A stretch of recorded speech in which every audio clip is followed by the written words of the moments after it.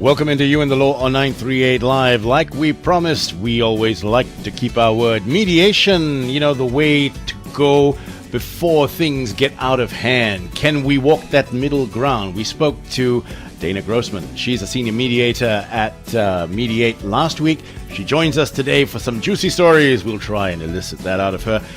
Dana, welcome back into You and the Law, and a very good morning. Good morning. Thank you for having me again.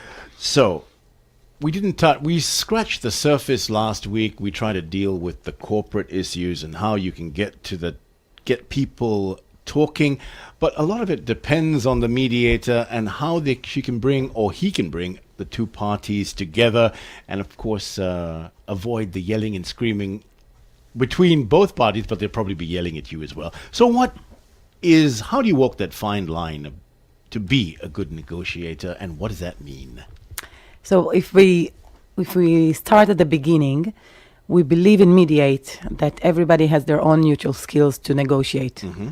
And basically we do it from the day we are born. You do it with your siblings, you do it with your wife or your husband, depends on yourself, of course. And later on you do it in school or university, at work, etc. So basically we say that if you can take those skills and just promote them, make them better, so you can basically avoid any disputes in the future. Now, of course, it takes two to tango. You always have somebody on the other side, and you never know what the base they're coming from. But if you'll be responsible for your own skills, we can actually help you try to make it better, improve it by doing simulations and case studies and bringing your own issues to the table so you can promote yourself to the next level. And by being a good negotiator, you can actually go into every negotiation, every communication or dialogue, being aware of the potential danger during the way, of the potential clashes that can occur. So you can actually take things in consideration by preparing yourself better for the negotiation. Later on, when you continue the negotiation within the process, you can always have different skills, different tactics to deal with different tactics from the other side, from the other party. So do you face this on a day? Okay, can these skills be imparted? Like you teach negotiation skills. Can these skills be imparted to, say, someone who has not been a mediator or a negotiator before? Yeah, of course. That's what we do. Yeah. We give case studies in order to experience. So the group will be divided into small groups in order to negotiate for a real case.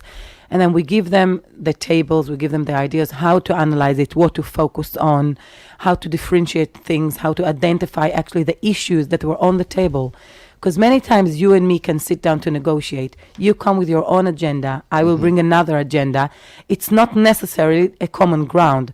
So you can speak about something, I will speak about another thing, and we have nothing in common, nothing mutually. So unless you actually prepare yourself, and by sitting together with the other party, you actually identify those issues to know how you move forward. And if you move forward, it's almost like a pure potential to clash. Okay. Right? So we give some ideas. I will give you an example of what we did. There is a story about two people negotiating about a project, about building this house. And there's a contract with specific price and specific things to do. But at the end of the project, it wasn't being completed. We gave it an example that a bit similar to that next last week, but this one is about negotiation. Sure. Not going to a mediator, but solving it yourself by preparing yourself very well. So by meeting to negotiate about the last term of the contract, one party came prepared. They knew and they stopped thinking what their interest is. Is it about fighting? Is it about proving their point? Is it about paying more or less? Is it about completing the house for their satisfaction, etc.? The other party just came angry because he wasn't paid, the full amount. So by entering this negotiation, we can take this case and to analyze it. When you go into negotiation, what are the interests that you want to talk about? But even before that, what is the style and the amount of time and effort you're going to put on the communication and the relationship? Because if I come and I bark at you, my interest, my needs, whatever, I'm not sure how you're going to take it. But if we'll come and we'll sit and we'll try to, first of all, freeze the ice a bit, Okay. and diffuse the tension a bit, and work on the communication between us, that we know that we're coming for the same goal to try and solve it in the better way.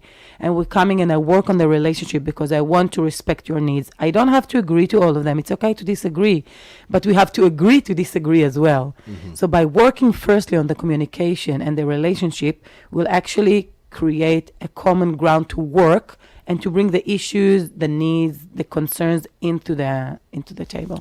Before we go on, I need to ask you, it sounds like you are the confessor. You take all of their problems and solve. How do you de-stress after all of this? Myself? Yes. Yeah, in different ways. Yeah. I mean, yes, you take the tension, but you learn to disattach. Okay. I mean, my only role is I have two roles, right? I can teach you how to negotiate Right. better so you can avoid the disputes. But if you do end up in one, instead of escalating as we talked last week and taking it further to litigation or arbitration, etc., you can come back to me, so I will facilitate and help you negotiate with me as the neutral professional third party in the table. But I learned to get disattached. It's not my issues, and therefore I can be good at being neutral.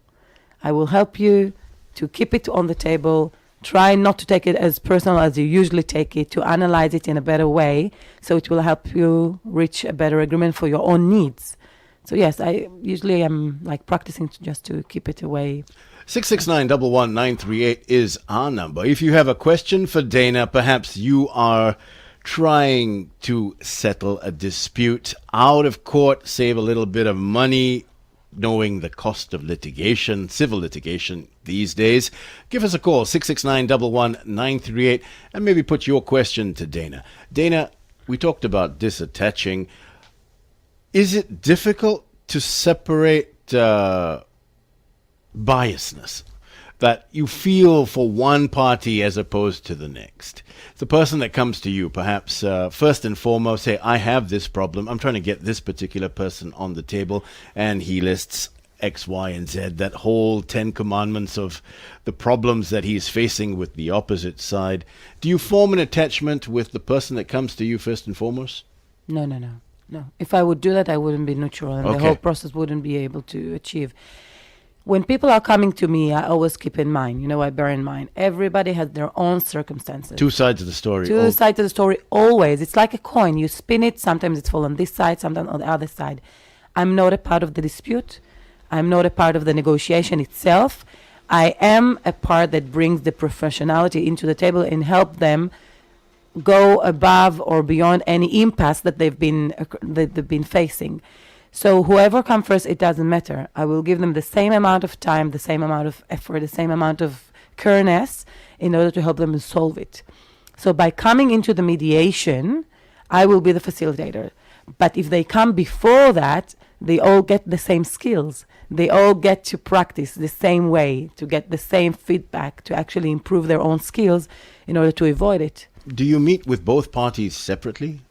Yeah, of course. That's first of all, they can come for like a consultation for 1 hour to understand the benefit of the process, to understand what they're about to do. So they're coming prepared, and as we said at the beginning, right, indeed. That's the key for every process in life, I believe. I mean, my own humble opinion. If you come prepared, your ability to move forward is better. If you're coming unprepared, first of all, you struggle with your own feelings. What is about to happen? I'm fear of that. I'm concerned of that. I feel it's not fair, etc. If you already, if you did some analysis at home, and you've actually identified the interest or your needs, etc., you're coming prepared. Whether it's for negotiation without a neutral party that you do it yourself, or to mediation that you have the neutral party.